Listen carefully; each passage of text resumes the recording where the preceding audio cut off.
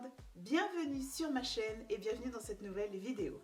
Pour celles qui ne me connaissent pas, je m'appelle Christine et je suis maquilleuse ainsi que créatrice de contenu sur les réseaux sociaux.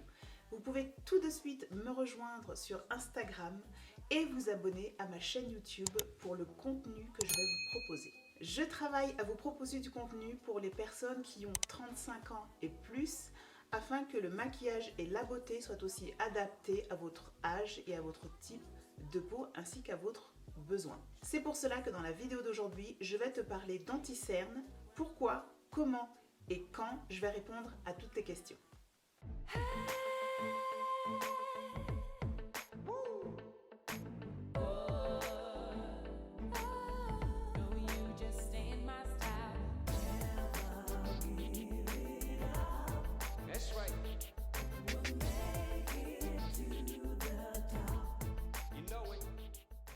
L'industrie du maquillage vous propose aujourd'hui tellement d'anti-cernes que c'est à s'y perdre et je voulais absolument faire le point pour que vous puissiez vous y retrouver.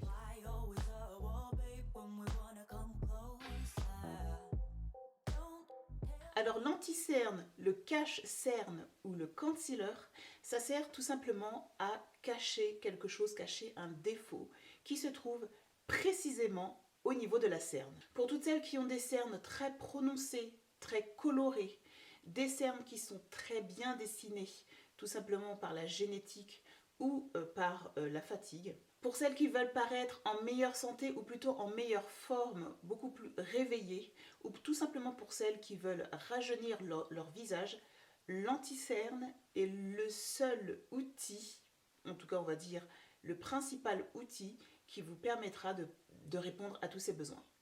Alors je pense que vous allez être d'accord, il y a beaucoup d'anti-cernes qui se ressemblent, il y a beaucoup d'anti-cernes qui, vous avez l'impression, sont exactement les mêmes.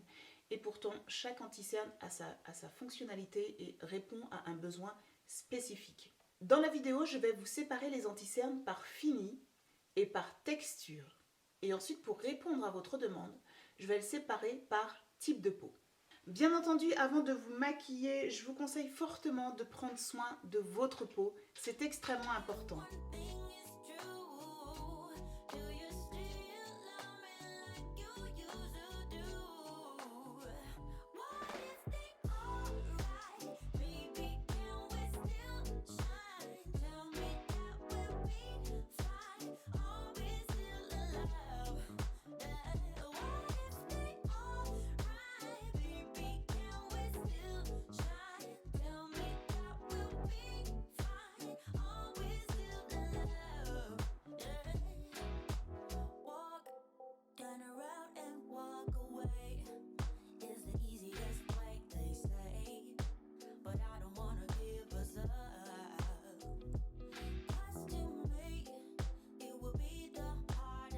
Vous avez plusieurs finis d'anti-cernes. Vous avez les anti-cernes qui sont mat, les anti-cernes satinés, vous avez aussi ceux qui sont lumineux et vous avez ceux qui sont naturels. Le lumineux et naturel a plutôt tendance à se confondre. Les anti-cernes mat sont ceux qui n'ont aucune brillance. Les satinés, ils en ont un peu, mais pas trop. Les lumineux sont hyper glowy, hyper dewy et les naturels sont très, transparents. Ensuite, en texture, vous aurez les anti-cernes qui sont épais, vous aurez ceux qui sont semi-épais, vous aurez aussi les crémeux, et ensuite, vous aurez les anti-cernes qui sont liquides.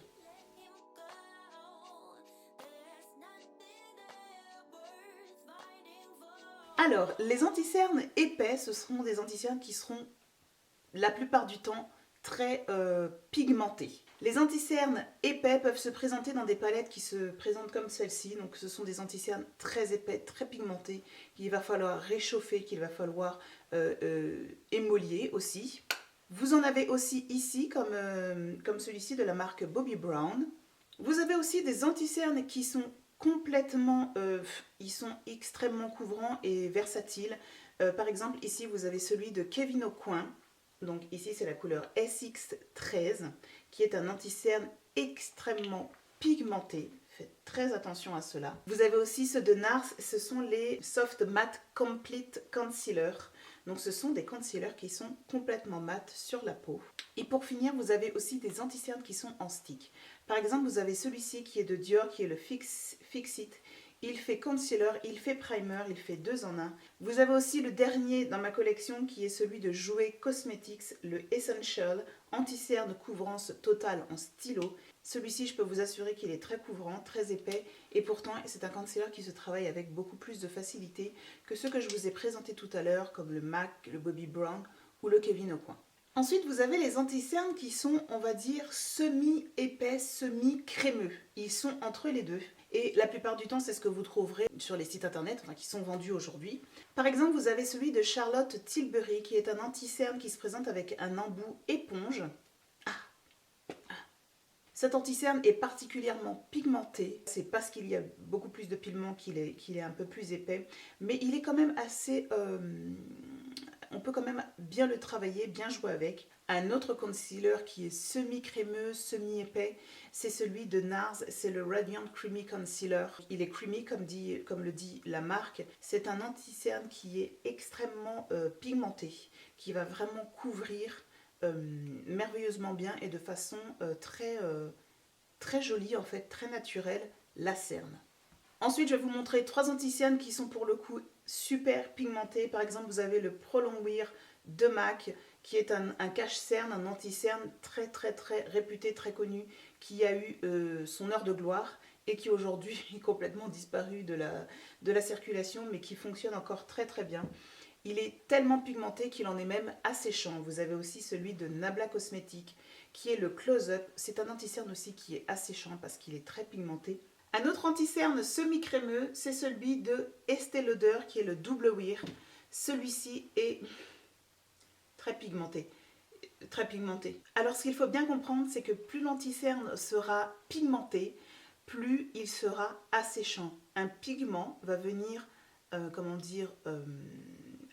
s'accrocher à la peau, et quand il va s'accrocher à la peau, le pigment va venir un peu boire quand même l'hydratation que vous avez sur la peau. C'est pour cela qu'il est important de bien hydrater votre peau, votre contour des yeux lorsque vous allez appliquer votre anti-cerne. C'est essentiel et c'est ce qui va permettre de protéger la peau de votre cerne, mais aussi d'en améliorer l'apparence une fois le maquillage appliqué.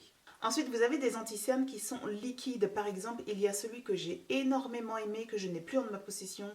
C'est de la marque Becas. Je crois que c'était le Aqua Concealer. C'est un concealer qui est tellement beau que je pense que je vais le reprendre pour pouvoir les appliquer sur les clientes qui seront un peu jeunes, par exemple la vingtaine, voire même beaucoup moins, parce qu'il est hyper joli, il est hyper naturel, il fait vraiment un joli fini et quelque chose de couvrant et pourtant pas trop. Vraiment, il est parfait. Vous avez aussi ceux de Charlotte Tilbury qui sont en même temps des anti-cernes, des fonds de teint. En tout cas, je ne vais pas vous en parler plus. J'ai déjà fait une vidéo là-dessus sur ma chaîne que vous pourrez retrouver ici ou ici. Ce sont des produits hybrides. Ils vont vous servir tant en fond de teint, en illuminateur qu'en anti-cerne ou en hydratant tout simplement coloré. Et la particularité de cela, c'est qu'ils sont aussi très lumineux. Il faut aussi savoir que les concealers liquides ont un peu plus d'eau, étant donné qu'ils sont liquides. Donc ils vont respecter beaucoup plus votre peau, votre cerne, parce qu'ils contiennent un peu moins de pigments.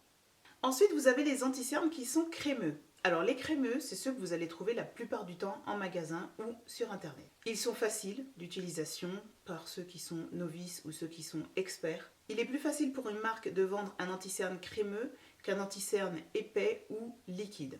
Avec les anti-cernes liquides, on a toujours l'impression d'avoir acheté quelque chose qui ne sert à rien. Et avec un anti-cerne épais, on a toujours l'impression d'avoir acheté quelque chose qui est impossible à utiliser. Du coup, les anti-cernes crémeux, c'est tout simplement le juste milieu pour pouvoir être satisfait. Je vais vous présenter les anti-cernes que j'ai en ma possession qui sont crémeux. On a premièrement celui de Kiko qui est le correcteur de teint. Ici j'ai la teinte numéro 7. C'est un anti-cerne qui est très crémeux et qui est tellement facile d'utilisation et qui va vraiment pigmenter votre cerne. Il est franchement top. J'ai aussi en ma possession le très réputé anti-cerne de Maybelline qui est le effaceur. Celui-ci est très réputé parce qu'il respecte vraiment le contour des yeux des personnes qui ont 35 ans et plus. Et je le vois sur moi qui va bientôt avoir 40 ans dans quelques mois. Il est vraiment super sur la peau et il va vraiment respecter votre contour des yeux. Donc J'ai aussi celui de Too Faced qui est le Born This Way, qui est le Naturally Radiant Concealer. C'est un très très beau concealer. Il est pigmenté, juste ce qu'il faut.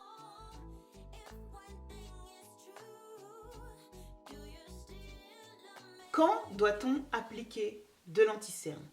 Tout simplement quand vous avez envie. Si vous avez 35 ans, je pense que l'anti-cerne commence à devenir nécessaire et vraiment utile dans notre vie quotidienne pour pouvoir s'apprêter, pour pouvoir se faire belle ou pour pouvoir aimer se regarder dans le miroir si on complexe par rapport à ses cernes. Pourquoi il devient nécessaire? Tout simplement parce que la peau va commencer à venir mal s'oxygéner au niveau des cernes. Il va y avoir une oxydation de la peau.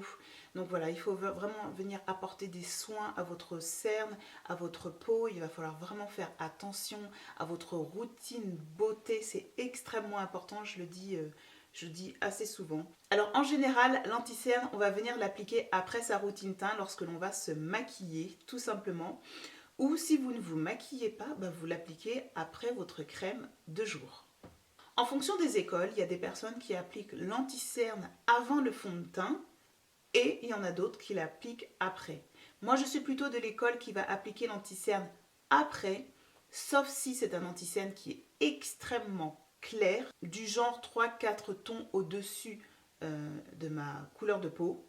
Mais en général, l'anti-cerne s'applique juste après avoir mis son fond de teint. Et surtout, il va s'appliquer après avoir posé un correcteur de cerne ou un correcteur de teint.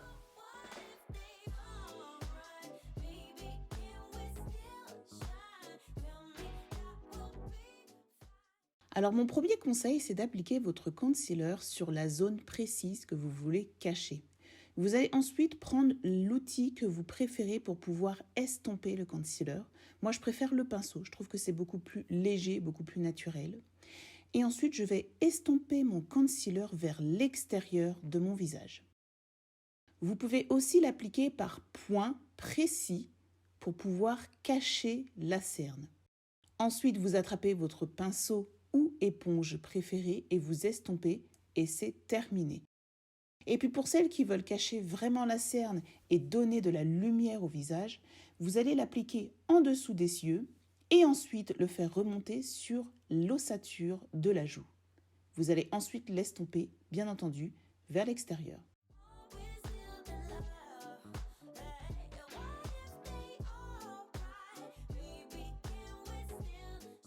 Si vous avez 35 ans et plus, mon petit conseil pour ne pas accentuer vos ridules et vos rides sous les yeux serait de ne pas appliquer votre concealer jusqu'à la racine des cils. Je vous conseille de plutôt l'appliquer sur la zone concernée et si vous avez accidentellement été trop loin, vous prenez un coton-tige pour pouvoir estomper le trop-plein.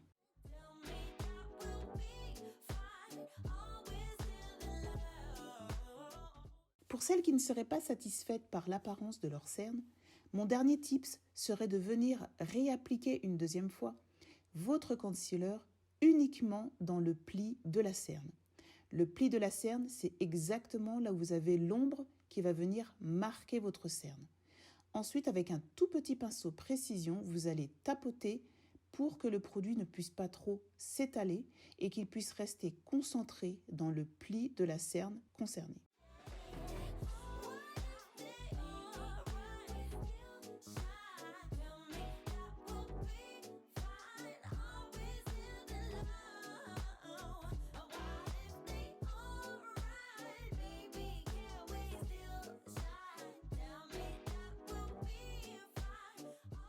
Et puis pour celles qui souhaitent illuminer leur regard tout en cachant leurs rides et ridules, vous pouvez bien entendu appliquer votre anti-cerne au niveau du menton, au niveau du front pour cacher la ride du front ainsi que la ride du lion. Vous pouvez aussi appliquer de l'anti-cerne au niveau des sillons nasogéniens en appliquant 1 ou 2 points de produit sur la zone concernée. Cette technique va vous permettre donc de cacher vos rides et ridules, mais aussi d'illuminer votre regard en apportant de la lumière sur cette zone concernée.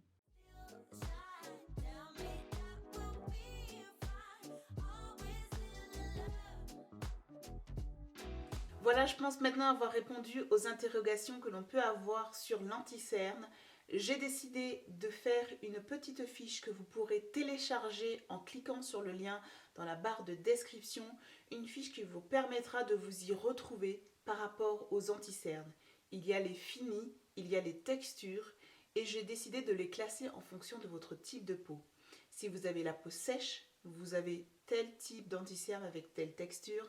Pareil si vous avez une peau normale et pareil si vous avez une peau mixte à grasse, je vous conseille telle ou telle texture et telle ou telle fini. Donc voilà, je vous laisse tout simplement cliquer dans le lien en barre de description, télécharger la fiche que je vais vous faire. J'espère que c'est une fiche qui pourra vous aider et vous rendre service. J'espère que cette vidéo vous aura plu et si vous souhaitez avoir le tutoriel de ce maquillage, je vous invite à rester connecté et surtout à vous abonner à ma chaîne parce qu'elle va sortir juste après cette vidéo. Ne partez pas sans me soutenir, sans me donner votre force, votre soutien. Ça m'encourage énormément en fait quand vous commentez, quand vous likez, quand vous vous abonnez. C'est hyper encourageant. Et surtout, activez la cloche. Des fois ça marche, des fois ça marche pas. Ça dépend de l'heure à laquelle YouTube s'est couché, à l'heure à laquelle il s'est levé. Et voilà les filles, maintenant je vais vous laisser et je vous dis à très bientôt dans une prochaine vidéo sur ma chaîne.